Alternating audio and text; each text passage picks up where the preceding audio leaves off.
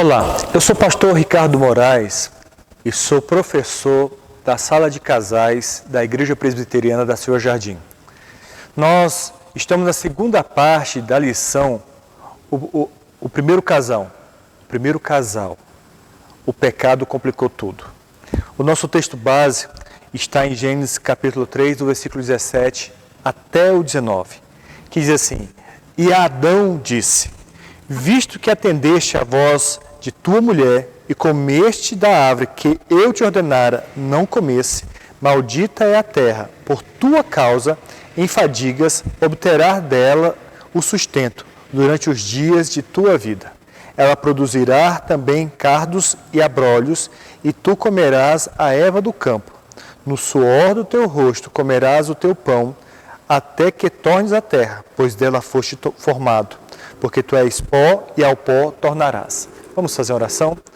Senhor, no nome do teu Filho, nós clamamos que o Senhor guie cada pensamento, que a tua palavra e essa lição transformem o nosso jeito de pensar e de agir, e que cada vez mais o nosso lar seja um lar santo e que cada um de nós adoremos o Senhor do jeito que o Senhor merece ser adorado, Pai. Assim oramos no nome do teu Filho. Amém. Nós já falamos sobre a entrada do pecado, falamos sobre a culpa, sobre a frustração, e hoje nós vamos falar sobre a consequência do pecado. E já no versículo 17, nós percebemos uma consequência como confusão no comando da família. Deus chama a atenção a Adão que ele, no local de dar ouvidos a Deus, dá ouvido à sua mulher. E com isso, ele muda a importância. Ele dá prioridade a ouvir a sua esposa do que a Deus. E isso não é uma coisa incomum de acontecer. Por vezes nós vemos homens que se convertem, sentem o desejo de estar na igreja e a mulher, de uma forma ou de outra, o convence a não vir aos domingos, com almoço de família, com convidados, parentes para o lar. De alguma forma o motiva dizendo que é o dia de descanso da família, a família não tem outro dia para descansar, e acaba convencendo o homem de não participar do culto de adoração da escola dominical, enfim, de adorar a Deus. Isso não é incomum, e nós vemos aqui, e isso, Deus traz essa ciência, isso para Adão. Você ouviu a mulher, mas não para aí. Deus pontua uma confusão na ordem natural da vida. Porque o trabalho honesto, ele não é uma maldição. Porque Deus, desde o primeiro momento, quando ele cria Adão e Eva, ele atribui a Adão a guarda e o cultivo do jardim. Então, Adão era responsável por guardar o jardim e cultivá-lo. Mas Adão tem uma maldição. Se você perceber bem, a serpente tem uma maldição sobre ela, a Eva tem uma maldição sobre ela, mas Adão, Deus diz: maldita é a terra, e com o suor do teu rosto você vai comer. Então, a serpente tem consequências sobre ela mesma, a mulher tem consequências sobre ela mesma, mas o homem, a terra é maldita. Eu quero pontuar que você, varão, você tem uma responsabilidade muito grande sobre o seu lar. Mesmo que muitas vezes você não queira essa responsabilidade, justifique muitas vezes que está cansado, mas você não tem a opção de delegar essa função da guarda do seu lar, do cultivo do seu lar, para sua esposa, para um filho, qualquer que seja. É responsabilidade sua. E aí a consequência vem, que o trabalho se tornou exaustivo, o trabalho se tornou frustrante. O homem teve que lidar com a erva daninha, com as dificuldades dentro do local de trabalho, com várias situações que aparecem que traz uma desmotivação para a continuidade do trabalho. E aí fala que através da fadiga, do trabalho repetitivo, era que essa seria a consequência da desobediência de Adão.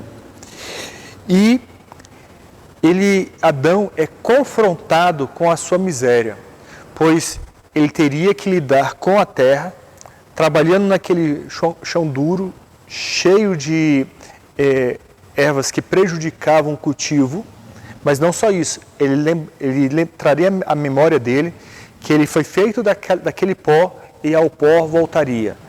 Deus relembra qual é a origem de Adão. Deus traz a memória dele a isso. Por mais importante que possamos ser, por mais que juntemos recursos financeiros, a gente tem que trazer claro na nossa mente que o nosso tesouro não está aqui. O nosso tesouro está nos céus, no reino de Deus. E nós vamos caminhando e nós percebemos que há uma esperança para o casal. E isso vai estar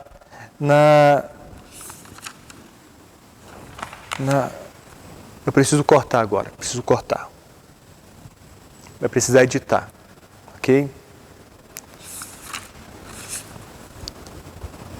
Vamos novamente.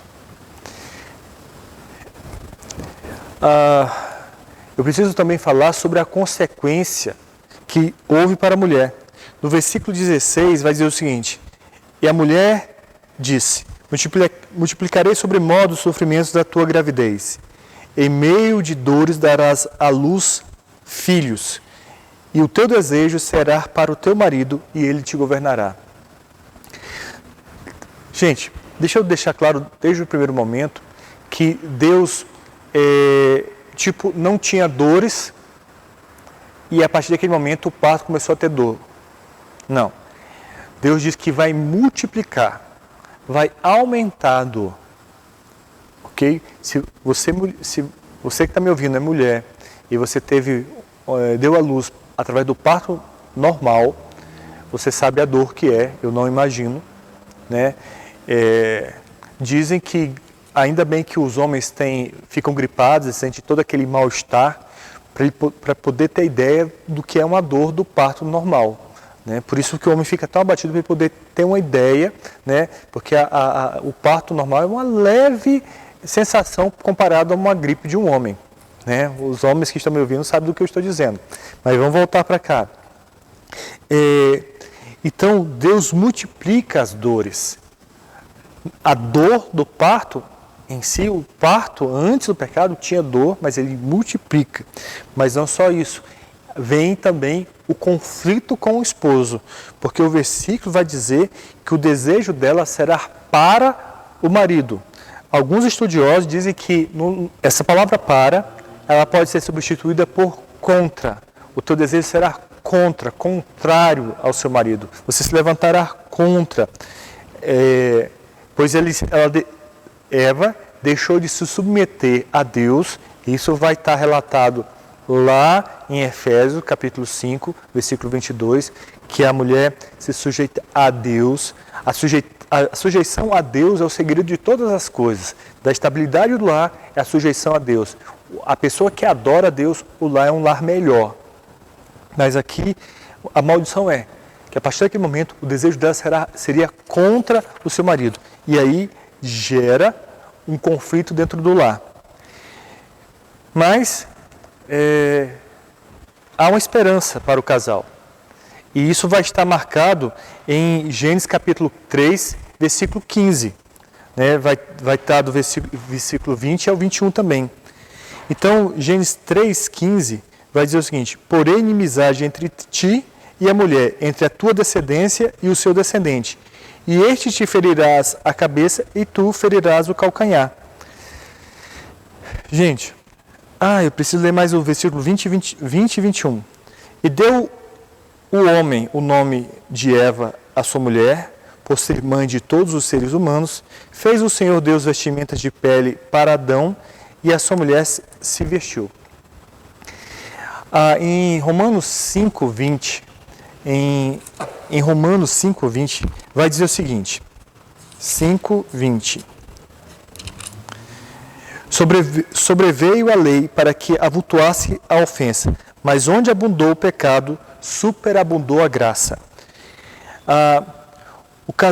Lá estava o casal, diante de Deus, tomado pela vergonha, sabia da gravidade do seu pecado, pois eles não só desobedeceram a Deus, mas eles acreditaram em uma ilusão diabólica. Porque o diabo chega e diz assim, se você comer, você vai ser igual a Deus. O inimigo de nossas almas chega até nós e distorce a palavra, pior ainda, ele nos engana. Ele pega e diz assim, você será igual a Deus. Gente, quando Deus faz o homem e a mulher, Ele faz semelhante a quem? Ele faz semelhante justamente a Deus. Nós somos semelhantes a Deus. E o diabo promete isso. Da mesma forma que ele chega perante Jesus e diz assim, se você se dobrar perante mim, eu te darei todos os reinos da terra. O diabo pega de uma forma mentirosa, engana o casal, e o casal entende, percebe a consequência disso, percebe a maldição, e Deus pega e pune o inimigo, diz que virá aquele que é semente de mulher, que pisará sobre a cabeça e porá fim, isso já é um proto-evangelho, esse é o primeiro momento da boa notícia, onde o Deus encarnado nasceria da mulher e colocaria um fim no reino de Satanás, um fim no reino da morte.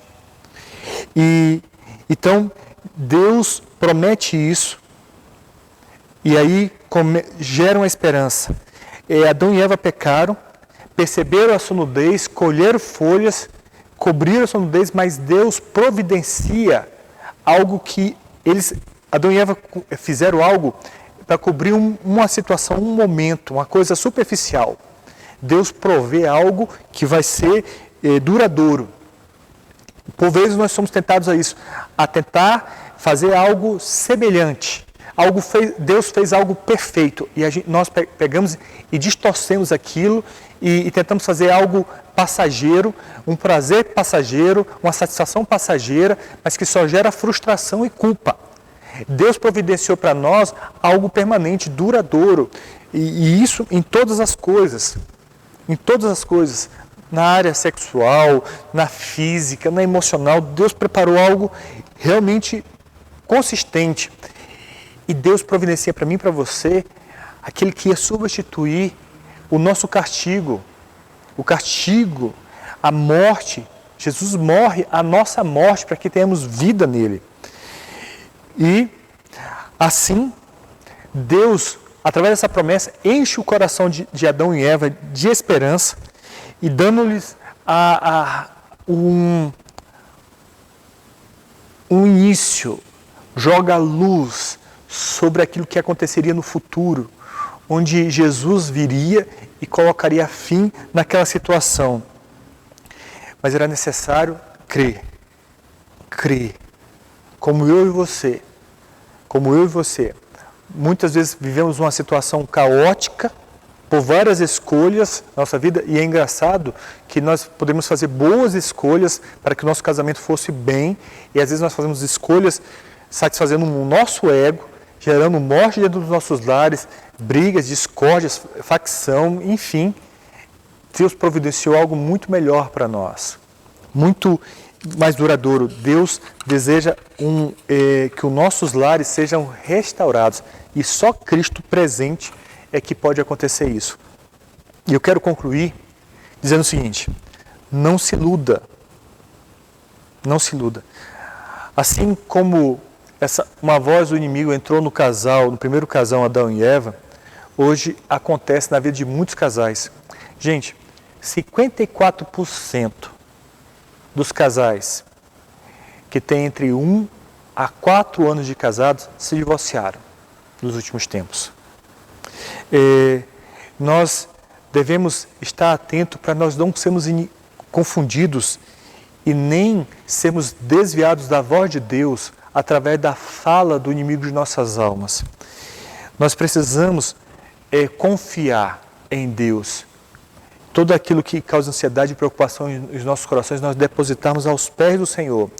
tudo aquilo que nós sabemos que é pecado, colocarmos aos pés da cruz e pedir a Deus perdão. Não querer fazer o papel do Espírito Santo na vida do nosso cônjuge, mas colocar os nossos cônjuges perante o Senhor. Principalmente se dentro do seu lar existe um problema com algum vício, com alguma situação, coloque isso perante o Senhor. Porque não é para nos desesperarmos.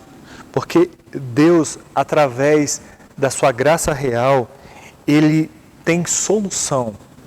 Ele tem um meio de realmente restaurar, de curar o nosso casamento, mesmo com o pecado lá no passado, que isso reflete até hoje. Nós podemos, através de Cristo, ter uma mudança total dos nossos lares serem transformados, através da orientação do nosso Deus que está na sua palavra. Leia a Bíblia, ore, crê em Cristo, Vamos orar? Querido Deus, no nome do Teu Filho, nós te pedimos que o Senhor seja sobre cada lar que está participando dessa aula. Que se há algum lar que passa por momentos difíceis, Pai, restaura esse lar no nome de Jesus.